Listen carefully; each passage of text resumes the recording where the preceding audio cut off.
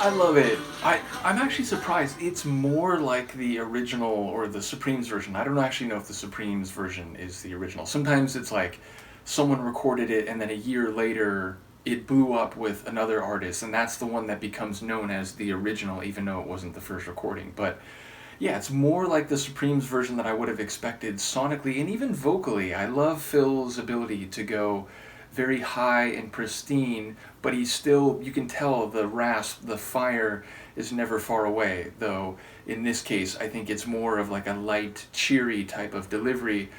But yeah, like sonically with that groove and bass line and the strings, like it really has like a Motown style production. So it's closer to the Supremes version than I would have expected. And yeah, like again, the idea that, he's barely holding on. He feels like it should have already happened. Too much heartbreak. But he keeps going back to what his mom said, which is, you can't hurry love, you just have to wait. And maybe if you're patient and if you understand the give and take that it requires, maybe it'll still come to you. I think there's a suggestion, and I didn't remember this line from the original, but something like, he's going to be waiting till he's dead, but it's like he goes back again to what his mama said. So yeah, like I think there's a sense that, I might be waiting forever, but it's like he takes solace in that lesson that he learned, even though it sounds like he's carrying a lot of heartache and he's not finding the love that he needs to make him feel alive again. But yeah, again, I think it's a very lovely little tribute. It's, a bit of fun. A lot of Motown songs have that light fun to them. They make you want to sing and dance along with it. I think this is very much in that vein. So yeah, a really cool cover, and one, as I said, that was closer to the Supremes version than I expected. So shout out to Phil. Thank you again to Michaela. Shout out to Kim. She mentioned this. I forget what reaction it was, but I made reference to the title of the Supremes tune. And I think Kim said something of, oh, you got that coming up on a Phil track, if I'm remembering that correctly. But either way, this is definitely one that I was looking forward to in the track list. Let me know what you think, and I'll see you for the next one. Excuse me, Luca. Peace.